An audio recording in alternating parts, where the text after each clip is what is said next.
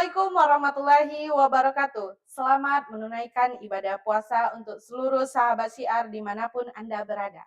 Senang sekali saya Lydia Rahmawati bisa menemani waktu bermuhasabah Anda dalam program podcast Syiar Ramadan.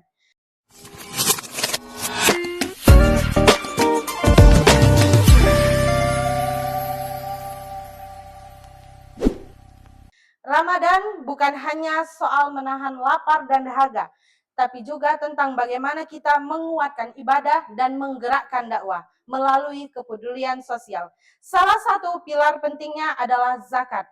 Namun, pernahkah kita membayangkan bagaimana perjuangan para pejuang di lapangan untuk menjemput zakat tersebut? Hari ini telah hadir bersama kita sosok yang sangat luar biasa, Bapak Selamat Sudarmanjaya SS, MA, EID. Beliau akan berbagi kisah tentang suka duka amil zakat. Assalamualaikum Bapak Selamat.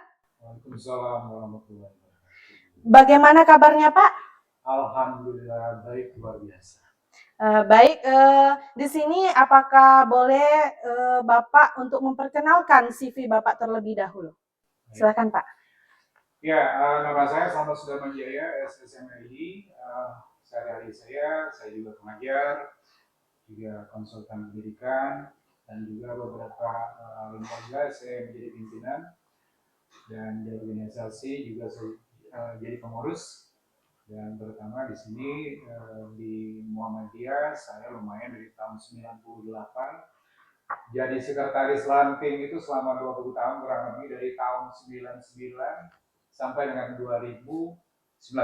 Masya Allah. Ketua Lanting juga setelah itu 2 tahun, kemudian saya baru bergabung. Terus sebenarnya bukan bergabung, sebelumnya saya sudah bergabung juga di kota, di PDM dan PDM, terutama di bidang pendidikan, dan terakhir saya bergabung di lembaga Zakat Sedekah Muhammadiyah, tersingkat dengan Lazis. Baik di kota maupun di provinsi. Kalau boleh tahu Bapak dari mana? Waktu ranting itu Bapak di kota mana? Sidomulyo. Saya pendiri, termasuk salah satu pendiri ranting Sidomulyo. Ya, pendirinya itu ada Pak Zairin Rasul, dulu ada Pak Nurdin, saya. Jadi saya generasi mudanya waktu itu. Masya Allah. Itu sudah kurang lebih hampir 30 tahun, 28, 29 tahun. Berarti masa muda Bapak sudah bermuhammadiyah ya Pak ya? Masya Allah. Jadi sekretaris ranting saya merasa. Baik, di sini sudah cukup Pak untuk perkenalan. Pak Selamat, bagi orang awam tugas menjemput zakat mungkin terlihat seperti kurir atau petugas administrasi biasa. Tapi bagi Bapak pribadi, apa sebenarnya esensi spiritual dari pekerjaan ini Pak? Ya, di awal-awal mungkin orang melihat itu pekerjaan yang sulit ya mungkin ya. Karena kita harus menjemput, namanya menjemput itu otomatis kita harus banyak ada apa ya, suka dukanya. Biasanya kadang-kadang itu ya mungkin ada penolakan, kemudian ada juga mungkin cemoohan. Kadang-kadang mereka nggak paham bahwa kita itu siapa gitu. Yang sama saja. Iya, sama orang yang minta-minta ya Pak ya, maaf. Kita yang terhormat ya. Iya, benar ya Pak. Bukan ini, kita juga dari lembaga yang resmi, kemudian kita ditunjuk oleh lembaga resmi, bahkan kita juga ada di Kementerian Agama. Jadi dan dalam hal ini menurut saya ketika saya melakukan ini, saya merasa bahwa ini adalah panggilan jiwa saya. Panggilan hati. Ya, dari hati saya, nilai spiritualnya mungkin ya, karena saya merasa ini adalah jalan saya merasa juga bahwa ini adalah suatu kewajiban saya sebagai hambanya ya, untuk berusaha melakukan yang terbaik, dan insya Allah ini menjadi amal ibadah kita bersama. Masya Allah Pak. Apa motivasi Bapak untuk terjun langsung ke lapangan? Padahal mungkin bisa saja Bapak bisa menunggu di kantor kan, untuk muzaki datang, untuk membayar zakat datang kan Pak? Apa sih motivasi Bapak tuh? Baik, saya ini sebenarnya apa ya, memang terpanggil, mungkin lebih kepada panggilan jiwa ya. Saya bahkan mohon maaf, mungkin saya balik ke flashback ke belakang, saya ini juga pernah juga waktu masih kuliah di Inggris dulu di London kan pernah juga melakukan hal yang sama. Jadi penggalangan dana waktu itu memang untuk Gaza ya, Palestina, tetap itu tahun 2000 awal ya. Kemudian di sini juga dilakukan, saya merasa bahwa ini perlu dilanjutkan ketika saya pulang. Kemudian ada di waktu itu diajak untuk gabung Gelasismu langsung ke provinsi saya merasa wah ini memang apa ya mungkin ada korelasi dan linear dengan apa yang sudah saya lakukan waktu masih kuliah di London lalu dan saya di situ juga kami juga bermuhammadiyah kebetulan saya situ ada beberapa orang juga yang memang dari Muhammadiyah juga dan kami juga sebenarnya secara tidak langsung mengenalkan Muhammadiyah juga di waktu masih di Inggris itu. Jadi ketika pulang saya dipanggil kemudian mau bergabung saya nggak mengatakan tidak mikir panjang nggak mungkin ketika ditanya bersedia saya bilang siap tidak ada jeda ketika ditanya bersedia siap Itulah identik orang Muhammadiyah ya Pak ya, tidak ada penolakan.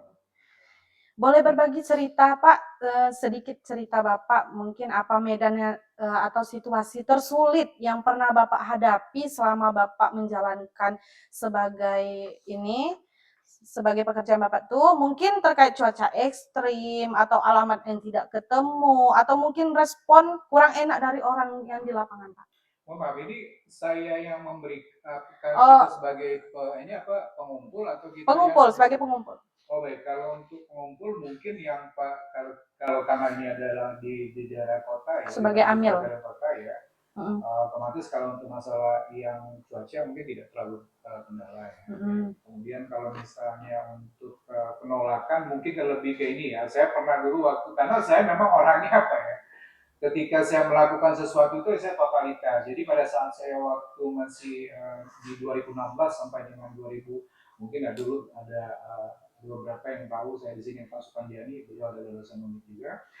Dia ketua saya sekretaris pada saat itu. Nah kami itu saya kebetulan memang diberikan tugas sama Pak Supan itu untuk melakukan karena yang aktif terbatas jadi kami saja waktu itu jadi saya langsung japri ya kadang-kadang itu bahkan ada yang saya sempat diblokir kemudian katanya banyak ya, ada cerita mungkin sebagian orang mungkin tahu siapa yang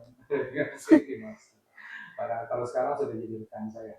Nah ada juga mungkin yang ketika kita datang saya tahu bahwa orangnya ada tapi tiba-tiba tidak dibukakan pintu ya mungkin ya karena dianggap ya saya tidak tahu apakah itu memang beliau belum ada uangnya atau gimana saya nggak tahu ya cuman ya itu ya suka duka yang mungkin lebih kepada apa ya secara pribadi menurut saya ya apa ya lebih kalau tantangannya yang betul-betul ekstrim itu menurut saya sih biasa kalau penolakan karena itu jadi kita apa yang namanya mengajak orang kebaikan itu pasti akan ada penolakan yang mungkin tidak terlalu apa ya tidak terlalu permisif tidak terlalu penerimanya tidak terlalu baik itu aja kalau untuk ekstrim kita flashback ke belakang Pak dari sekian banyak pintu yang Bapak ketuk adakah satu momen mengharukan dari seorang muzaki yang membuat Bapak merasa wah inilah alasan saya harus tetap bertahan di pekerjaan ini baik saya mungkin yang ada yang anak yatim piatu beliau apa anak ini tinggal sendirian kemudian beliau itu di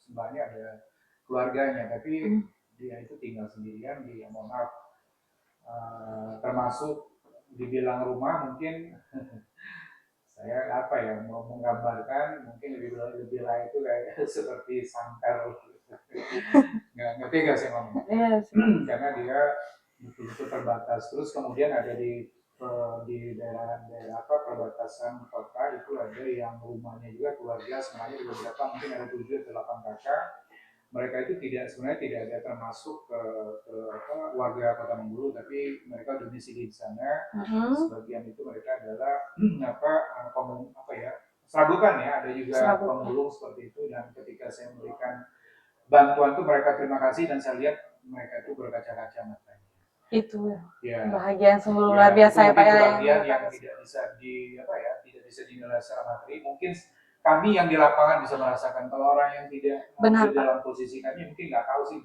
gimana rasanya ya Pak ya itu karena kita diterima dengan sangat mereka itu mereka nangis tapi mereka sebenarnya bahagia ketika kita berikan itu ya mungkin karena sudah berapa hari makannya mungkin cuma nasi sesuap 2 suap kemudian kita berikan lauk pauk yang lumayan baik gitu ya. Jadi mereka merasa ya kita berusaha untuk memanusiakan manusia. Benar. Satu momen lagi yang mungkin yang saya ingat itu daerah Bengkulu Tengah ya saya lupa desanya tapi itu memang rata-rata orang kandidasi dan dia itu tidak Dia sendirian betul, ibu itu sendirian.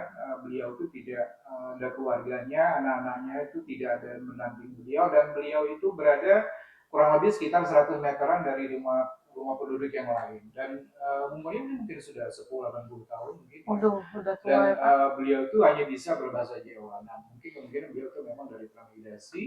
Dan ketika saya butuh penerima karena beliau itu bahasanya bahasa Jawa. Inggil ya, pokoknya yang halus lah itu. Saya hanya kepala desanya memang orang Jawa, dia bilang, Mas tolong bantu saya. Nah ketika saya pulang, malah saya dicium tangan, saya bilang, saya tarik langsung, Bu, enggak, jangan, saya bilang, karena saya yang harus. Karena Bapak merasa Ya, Bapak lebih muda. Kemudian saya yang cium tangan dia, kemudian sekali lagi melihat dia juga nangis ketika saya pulang, dan saya juga hampir menitikkan mata juga, karena momen itu menurut saya lagi Insya Allah Pak. Memang kalau itu tuh nggak bisa melihat senyuman orang itu aja kita udah bahagia Pak. Pernahkah Bapak harus mengambil zakat di waktu yang tidak biasa, misalnya larut malam karena mengikuti jadwal muzaki yang sangat sibuk? Kalau sampai larut betul sih mungkin tidak. Mungkin masih sekitar 10, 11, hampir ya, kalau lewat dari jam 10 malam pernah. Tapi kalau misalnya di atas jam 11 mungkin nggak ada, karena kita kota Bengkulu juga mungkin tidak sepadat kota Jakarta atau kota besar yang lain ya.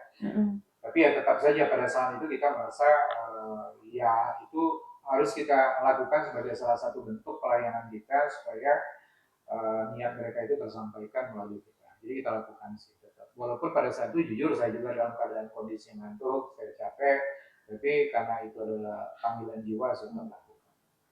Berarti paling lama jam 11 malam ya Pak ya, yang pernah Bapak lakukan. Yang paling lama. Bagaimana Bapak menghadapi orang yang mungkin masih skeptis atau belum paham pentingnya zakat saat Bapak datang menjemput? Apakah ada teknik komunikasi khusus Pak? Baik, kebanyakan yang saya alami itu adalah sebenarnya mereka itu traumatik ya. Saya nggak tahu karena kata mereka ada beberapa ini mungkin sebagian besar yang saya temukan mereka itu tidak ada feedback laporan ketika kita melakukan pengumpulan, kemudian pendistribusian itu tidak ada transparansi, belum ada transparansi, bukan tidak ada sih.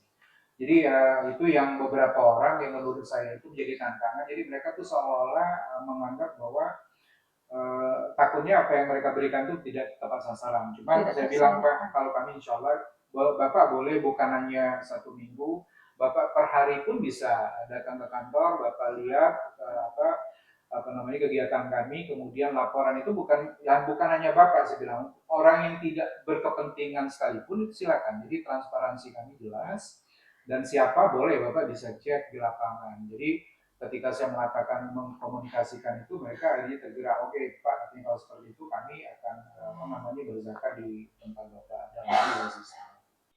Jadi begitu teknik komunikasi khusus Bapak ya Pak. Selama di lapangan, perubahan apa yang Bapak lihat pada masyarakat kita terkait kesadaran berzakat dari tahun ke tahun Pak?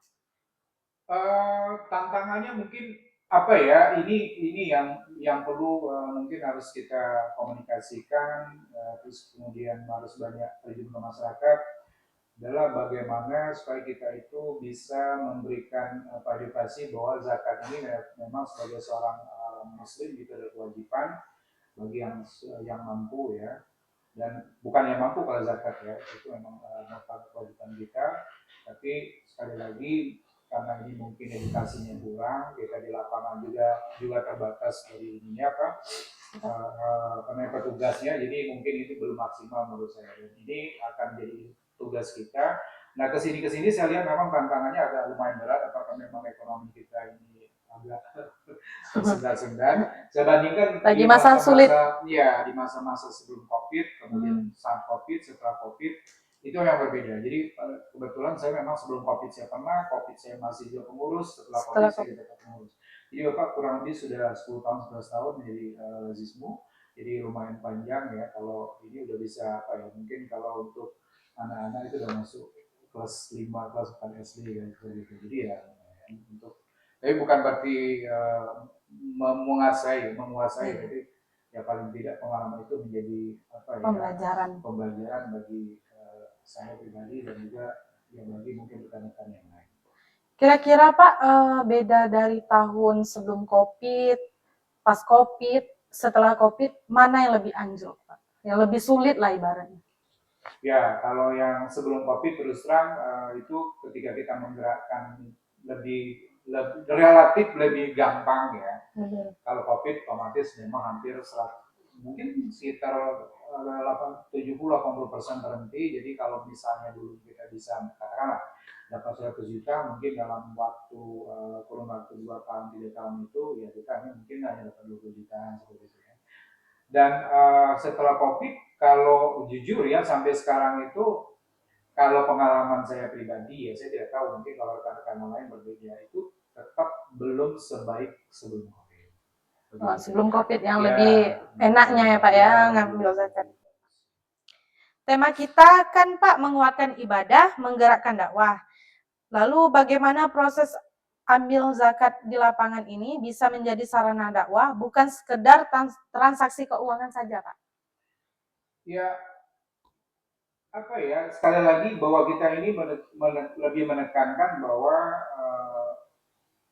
masalah zakat ini adalah mulia ya, sebab dengan pengumpulan zakat kemudian kita bisa memberikan atau terutama yang 8 asnaf itu ya, kita bisa mendonasikan sebagian harta kita, otomatis itu akan menggerakkan roda perekonomian sebenarnya.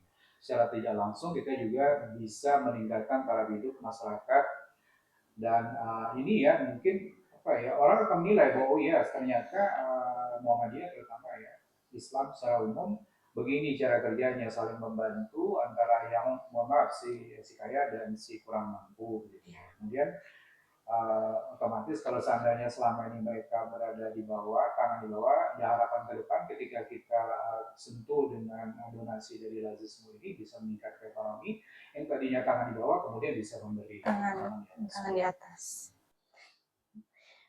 Terakhir Pak, bagi para relawan atau petugas zakat muda yang mungkin baru pertama kali terjun ke lapangan tahun ini, apa pesan Bapak agar mereka tetap tangguh dan ikhlas? Baik, mungkin sekali lagi saya flashback ke masa waktu saya pertama kali gabung. Ya, semangat saya justru itu yang paling penting itu menurut saya itu nomor satu. Karena kalau tidak ada semangat, berarti kan pengetahuan kita masih terbatas nih, masih minimalis sekali. Jadi ketika kita semangat yang kita kedepankan, otomatis kita akan apa ya punya dorongan yang betul-betul mungkin tidak bisa dihentikan oleh siapapun sekalipun dan ini akan menjadi motor penggerak yang sangat baik dan jangan sampai patah di tengah jalan bahwa tantangan itu banyak tapi bukan berarti tidak bisa kita atasi dan kemudian sebagai anak muda tentu saja apa ya semangat itu harus dikobarkan terus jangan sampai berhenti jangan sampai patah arang juga walaupun ditolak secara kasar ataupun secara halus ya tetap kita melakukan dakwah itu dan jangan cuma sekali datang kemudian kita menyerah mungkin dengan jalan ini tidak bisa kita cari jalan yang lain kalau mungkin kita yang tidak bisa langsung mungkin kita perlu ada jembatan mungkin dari para senior segala macam untuk minta bantuan. Tapi intinya jangan sampai patah arang, patah semangat di tengah jalan, tetap harus berjuang. Baik, untuk anak muda yang baru pertama kali terjun di tahun ini tetap semangat. Pesan Bapak. Mungkin closing statement harapan Bapak untuk pengelolaan zakat Indonesia agar semakin memudahkan orang dalam beribadah. Baik. Ke depannya Pak. Mungkin bukan mungkin ya ini yang selalu ditekankan oleh para apa ya yang Bapak dengar sendiri bahwa itu mereka itu lebih menekankan transparansi ya kalau bisa itu jangankan dalam 100, 200, 1 rupiah pun yang kita kelola, yang kita distribusikan itu harus ada bukti fisik dan kemudian juga disertakan foto kalau bisa itu real time ya kalau memungkinkan kalau tidak mungkin ya tidak apa-apa cuma jangan terlalu lama apalagi mungkin bisa diposting di Facebook di media sosial lain misal di Instagram kemudian di WA Guru Muhammadiyah dan kemudian juga kita kirim bukti bahwa kita sudah mendistribusikan apa yang mereka sudah donasikan ke yang bersangkutan ya. Jadi sehingga mereka itu merasa bahwa apa yang mereka berikan itu betul-betul tepat sasaran. Bahkan kalau memungkinkan dia diajak serta mereka itu di lapangan bahwa ini apa yang kami lakukan. kalau memang memungkinkan ya, tapi itu bukan hal-hal yang memang harus dilakukan, tapi paling tidak kita bisa memberikan bahwa apa yang kita lakukan betul-betul bisa dilihat secara nyata, real time, dan tidak ada dusta di antara kita. Dan ke depan saya harapkan ya sekali lagi bahwa lebih banyak lagi yang bisa kita lakukan. Mungkin tantangan ada, tapi dengan kebersamaan insya Allah kita bisa. Dan saya yakin di bawah kepemimpinan Pak Jihad sekarang yang menjadi ketua Lazismu, dan saya sebagai sekretaris dan beberapa yang jadi wakil ketua juga, dan kemudian dukungan oleh PWM. Dan yang paling penting orang Muhammadiyah itu harusnya itu berzakat infak, bukan harus ya, tapi harus ya berzakat infak sedekahnya ke Lazismu, tetap begitu Lazismu. ya. Lazismu ke depan insya Allah akan lebih maju, lebih Amin, bisa amin. memberikan kontribusi yang lebih baik dibandingkan tahun-tahun sebelumnya. Amin, amin ya rabbal alamin. Masya Allah, luar biasa sekali. Mendengar cerita Pak Selamat tadi, kita jadi sadar bahwa selembar kwitansi zakat yang kita terima itu ternyata buah dari perjuangan yang panjang di lapangan. Ada keringat dan doa di sana. Sahabat Syiar, semoga obrolan singkat kita dengan Bapak Selamat Sudarmanjaya hari ini memotivasi kita untuk tidak menunda-nunda menunaikan kewajiban zakat kita. Karena dengan zakat kita tidak hanya membersihkan harta, tapi juga menggerakkan roda dakwah dan membantu sesama. Saya, Lydia Ramawati, mewakili seluruh kru yang bertugas mengucapkan terima kasih atas perhatiannya. Mari terus kuatkan ibadah, gerakkan dakwah. Wassalamualaikum warahmatullahi wabarakatuh. Waalaikumsalam warahmatullahi wabarakatuh.